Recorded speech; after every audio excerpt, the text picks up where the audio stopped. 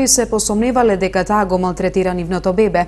Јавноста е згрозена од снимката која вчера беше објавена на социјалните мрежи. 30-дневен притвор за работи дадилката која физички малтретирала 9-месечно бебе, случај за кој на социјалните мрежи беше објавена и видеоснимка. 61-годишната дадилка која била соседка на семејството во скопската населба Ѓорче Петров, пред 5 месеци била најмена од родителите да ги чува нивните 2 деца, 9-месечното бебе и неговото 3 години постаро братче, но тие се посомневале дека нешто не е во ред откако по телото на бебето забележале модринки. За да бидат сигурни, родителите поставиле камера во нивниот дом. На видеото се гледа како дадилката, наместо да го чува, физички го малтретира бебето, а снимката на социјалните мрежи првично ја објавила неговата тетка. Од МВР велат дека случајот е документиран и е поднесена кривична пријава против дадилката, а по одлуката на јавен обвинител, таа е зад решетки. Истата е пријавена откако претходно случајот во полиција го пријавија родителите, бидејќи предходниот период наназад забележале дека детето покажува видливи трауми, односно анксиозност, се будело навечер во вечерните часови со врескање и низа други симптоми кои што укажувале на некакво малтретирање во текот на денот. Адвокатот на дадилката побарал од судот снимките да бидат изземени како доказ бидејќи биле неовластено стекнати.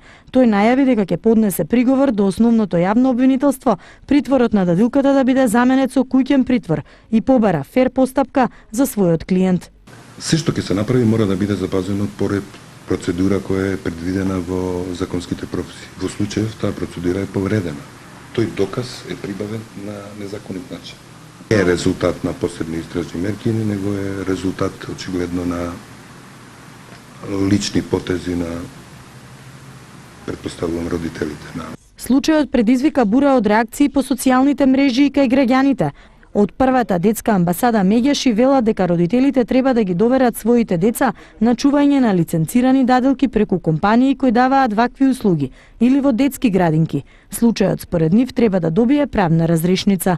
Голема храброст на родителите што го објавиле ова и треба да се добие правна разрешница. Дури ако судот или судијата не го прифати материјалот, треба да се даде навештачење до Министерството за внатрешни работи да се утврди дали е монтиран или не, затоа што доколку се докаже дека е веродостоен, навистина оваа снимка треба да го подигне алармот на сите родители кои користат вакви форми на чување на нивните деца од страна на пријатели, роднини, кои никогаш не се доволно сигурни на кое ниво квалитетно ја испорачуваат оваа услуга. Апел е да се прошират можностите во сите градинки во Република Македонија, да се згрижа што повеќе деца во државните институции, односно во градинките, да нема листа на чекање и на тој начин ќе има поголема гаранција за нашите деца дека не само ќе бидат згрижени, нахранети, наспани, туку ќе се посети внимание на нивното воспитување и образование. Неофицијално дадилката е мајка на 3 деца и баба на неколку внучиња. Адвокатот на дадилката бара видеоснимка